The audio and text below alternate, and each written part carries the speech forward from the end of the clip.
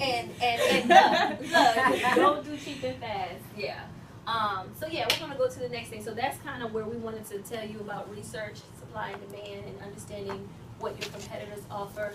You open a retail store next to Walmart and you're selling the same things that they're selling, you're gonna have to go lower than them. And then you may not even make a ROI or any type of profit because of the retail or wholesale price.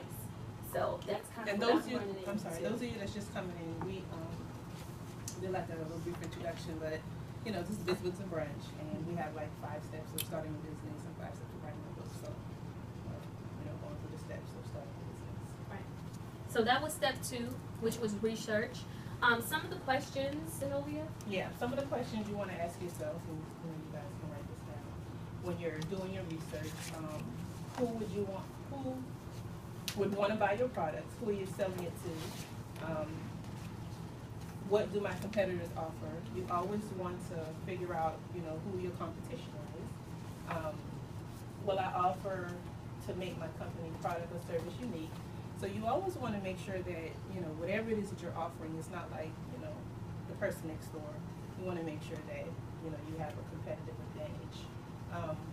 You can write down your top 3 competitors. Where will you be located? Will you operate from home? Will you lease office space? Will you purchase a building?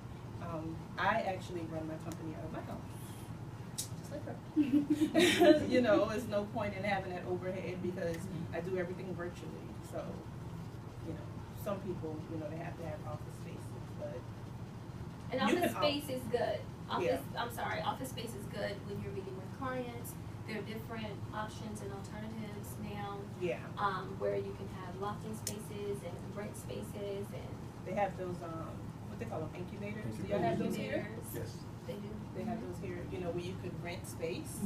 I know we have some in Atlanta. We have a friend that just opened up one like a couple of days ago, and they have like private offices. You know, you just pay a monthly rent, so it's like a big building. You can, so you know, instead of going and getting your own building, you kind of rent space, and that's good for like meetings and stuff like that. Because you don't want to always have to meet at Starbucks, you know, stuff like that. Because you're trying to run someplace and try to find a table. So you know, just make sure you know where you're going to be located.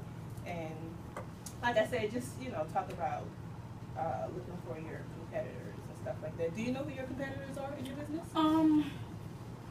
Honestly, probably my competitors would probably be people that are trying to start the company just like me.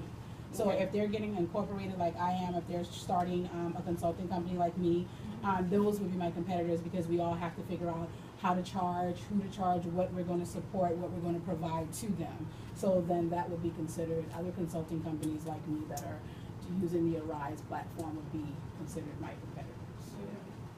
Do you know who your top 3 competitors are? I'm kind of in a niche market. Amazing. There's a lot of competitors, but they're big guys. They just want the big fish, so I kind of go for the small, small medium fish. Yes, that's Like me. this hotel would be prime candidate for me. Wow, that's amazing.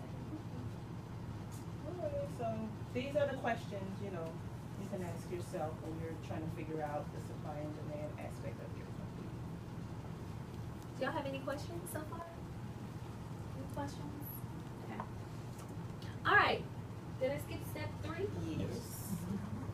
What happened to step 3? Hold on, guys. Technology. Look, I'm blaming on technology.